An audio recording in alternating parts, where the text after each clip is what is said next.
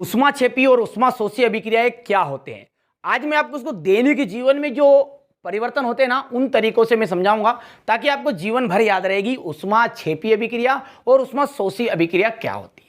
आइए जानते हैं कुछ हमारे दैनिक जीवन के उदाहरण, तो उनके माध्यम से हम इसको वीडियो की शुरुआत करते हैं। तो देर किस बात की, फटाफट से लेते हैं। एग्जाम्पल लिख रहा हूं कि जल से वाष्प बनना, जल से वाष्प बनना, ध्यान से आप तो समझ लीजिए, आपको ऑटोमेटिकली समझ में आएगा। दूसरा एग्जाम्पल है बर्फ का पिघलना, बर्फ का पिघलना। अब आप बताइए मेरे को कि पानी वाष्प कब बनेगा, जब वहां गर्मी ग्रहण करेगा, यानी कि ऊष्मा अंदर लेगा। गर्म होगा कि नहीं होगा? गर्म का मतलब है कि उसके अंदर जो अपन नीचे से ऊष्मा दे रहे ना, ठीक है, आग लगा रहे तो वो आग को उसके अंदर ले रहा है, तब तो वो गर्म हो रहा है। ठीक है, तो जब गर्म होगा तभी यहां पर वाष्प बनेगा, यानी कि इसने ऊष्मा क्या करी, ग्रहण की। ठीक है, और जब पानी वाष्प बना। इसी तरह बर्फ भी कब पिघलेगा, तो बर्फ ज़्यादा ठंडा है, अब ठंडा है यानी कि जब पिघल लेंगे तो उसमें थोड़ी बहुत गर्मी मिलेगी, भले ही वातावरण से मिले, बाकी तो वातावरण से ठंडा था ना वो। ठीक है, तो क्या हुआ, उसने भी ऊष्मा ग्रहण की। ये बात तो आपकी क्लियर हो गई कि यहाँ पर पानी ने भी क्या करी, ऊष्मा ग्रहण की, और बर्फ ने भी ऊष्मा ग्रहण की। जो ऊष्मा ग्रहण करता है उसे कहते हैं ऊष्माशोषी। क्या कहते हैं?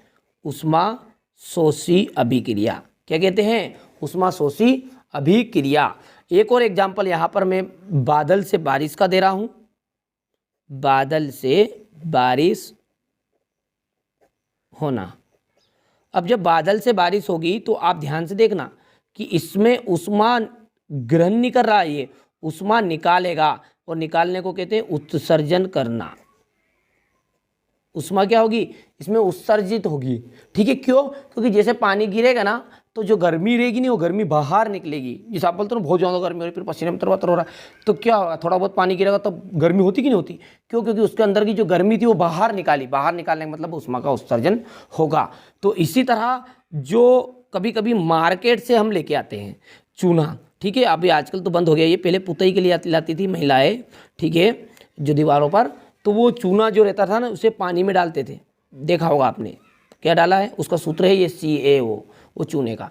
तो उसे पानी में डालते थे ना तो उसमें से बराल निकलने लगती थी, यानी कि भाप निकलने लगती थी, यानी कि ऊष्मा बाहर निकलती थी और बन जाता था CaOH2। ध्यान दीजिएगा ये समीकरण। ठीक है, क्या हुआ, कैल्शियम ऑक्साइड को जब जल में क्रिया कराई तो क्या निकली, ऊष्मा निकली और बन गया कैल्शियम हाइड्रॉक्साइड। क्या है ये, कैल्शियम हाइड्रॉक्साइड है। ठीक है, तो ये जो है इसी को, जिसमें ऊष्मा का उत्सर्जन होता है, उसे कहते हैं ऊष्माक्षेपी अभिक्रिया। ठीक है, और इसी तरह यहाँ पर इस ऊष्माशोषी का एग्जाम्पल लिख सकते हैं अपन, कैल्शियम कार्बोनेट। ठीक है, इसके अंदर हम क्या देंगे, गर्मी देंगे, और गर्मी देकर ये बन जाएगा आपका कैल्शियम ऑक्साइड, और कार्बन डाइऑक्साइड गैस निकली, यानी इसने ऊष्मा क्या करी, इसके अंदर समाहित कर ली। तो बस इसे कहते हैं ऊष्माक्षेपी और ऊष्माशोषी अभिक्रिया। तो ये देख लीजिए, ऊष्माक्षेपी और ऊष्माशोषी, तो वे अभिक्रिया जिसमें ऊष्मा का उत्सर्जन होता है वो ऊष्माक्षेपी अभिक्रिया कहलाती है। एग्जाम्पल का समीकरण लिख देना है। ऊष्माशोषी वे अभिक्रिया जिसमें ऊष्मा का अवशोषण होता है, यानी ऊष्मा अंदर ग्रहण करते हैं, उसे कहते हैं ऊष्माशोषी अभिक्रिया, और ये होती है ऊष्माक्षेपी अभिक्रिया। चलिए एग्जाम्पल लिख देना, यहाँ पर देख लीजिएगा, ये कैल्शियम कार्बोनेट प्लस ऊष्मा, कैल्शियम ऑक्साइड बन लिया, प्लस कार्बन डाइऑक्साइड। आप बढ़िया से कंप्लीट करना है, और यदि आप इनके नाम लिखना चाहें तो ये है आपका कैल्शियम, ठीक है,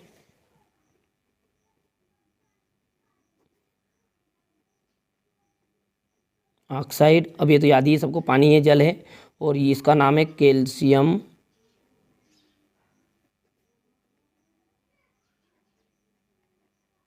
हाइड्रॉक्साइड।